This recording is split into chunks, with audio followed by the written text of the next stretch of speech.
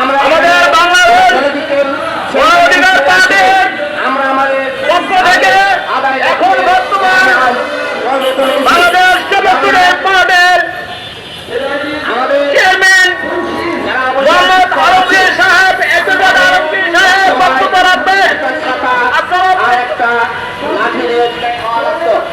কিন্তু আমাদের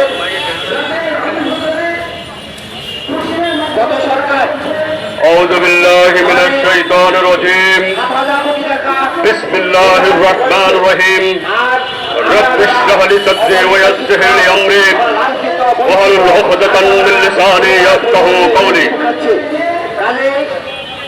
আজকের বাংলাদেশ গণ অধিকার পার্টি কর্তৃক আয়োজিত আজকের এই মানব বন্ধন কর্মসূচির সম্মানিত সভাপতি জনাব সরদার আব্দুল সত্তার, উপস্থিত আছেন মুক্তি পার্টির চেয়ারম্যান জনাব দেলোয়ার হোসেন, উপস্থিত আছেন ২১ পার্টির চেয়ারম্যান জনাব রবিউল ইসলাম সহ গণ অধিকার পার্টির নেতৃবৃন্দ, উপস্থিত পার্টির অন্যান্য নেতা ও কর্মীবৃন্দ এবং আজকে জাতীয় প্রেস ক্লাবের সামনে আগত ভাই ও বোনেরা, আসসালামু আলাইকুম। প্রিয় ভাই ও বোনেরা, আজকে আমরা কেন এখানে দাঁড়িয়েছি?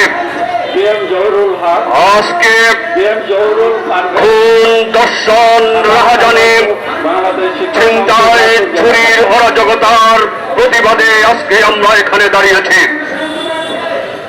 সংগ্রামী ভাই ও বোনেরা, আজকে গণ অধিকার পার্টির পক্ষ থেকে একটি দাবি উত্থাপন করা হয়েছে শরিয়া আইনের বিষয়ে।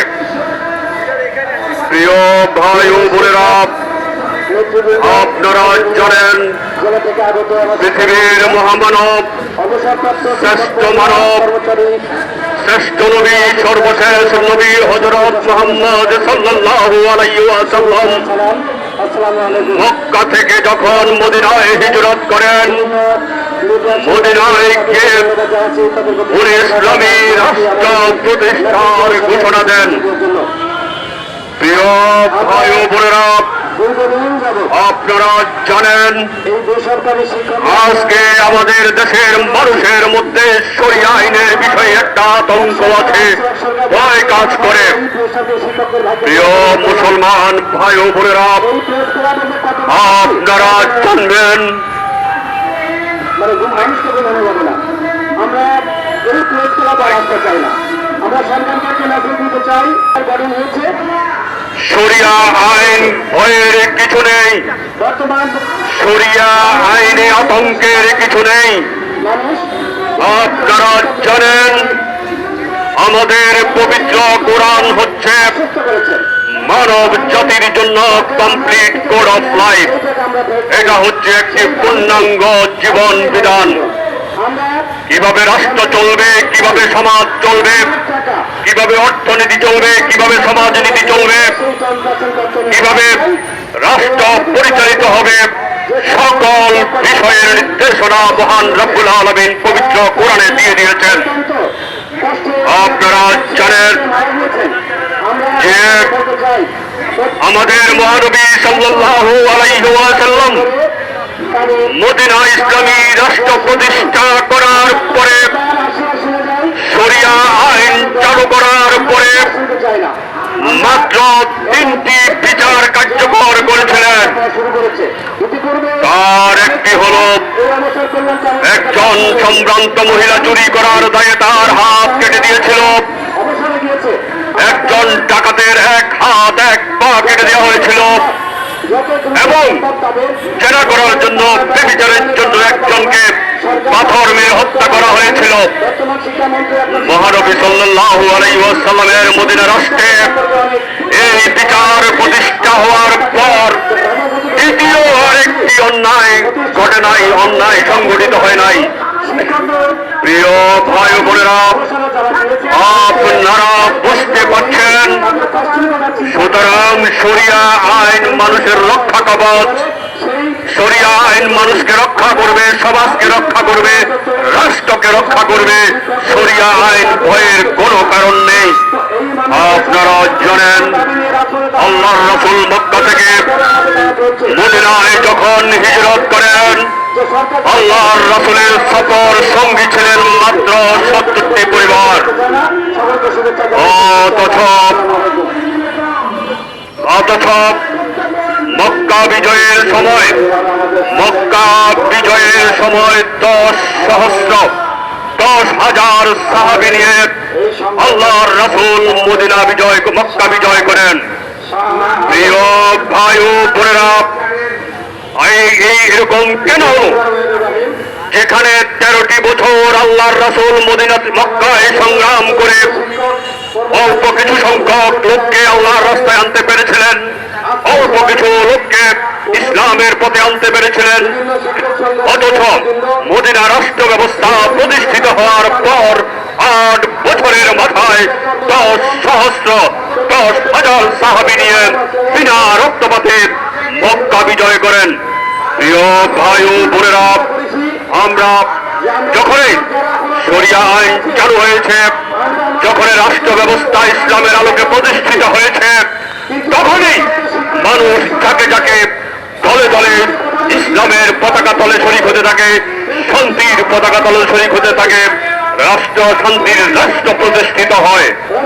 আজকে আমাদের দেশে যে আইন চালু আছে, যে রাষ্ট্র ব্যবস্থা চালু আছে, এই আইনের অনেক ফাঁক ফোকর আছে, অনেক লেগুনা আছে, অনেক রকম সমস্যা আছে, যার কারণে আমাদের সমাজ থেকে সন্ত্রাস, রাহাজানি, ধর্ষণ বন্ধ হচ্ছে না।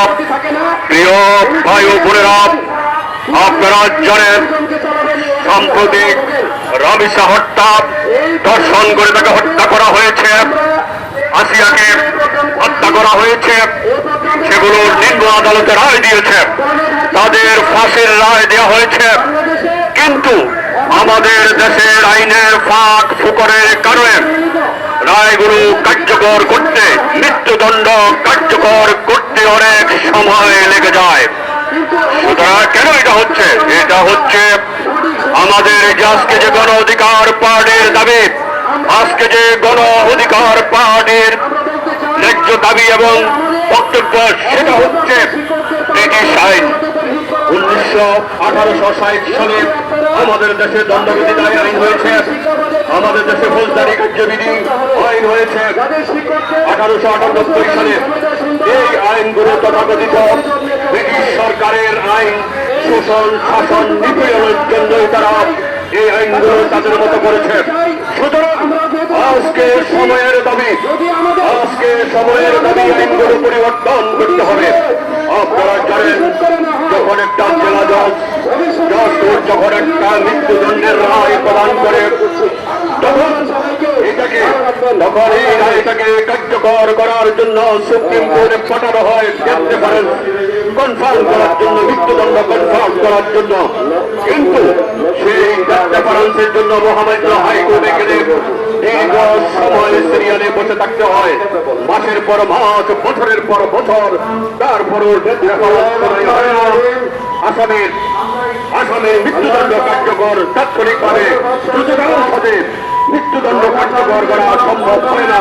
সুতরাং এই আইনগুলোর পরিবর্তনের এখন সময়ের দাবি, গণ অধিকার পার্টির এই দাবিগুলো অত্যন্ত ন্যায্য দাবি।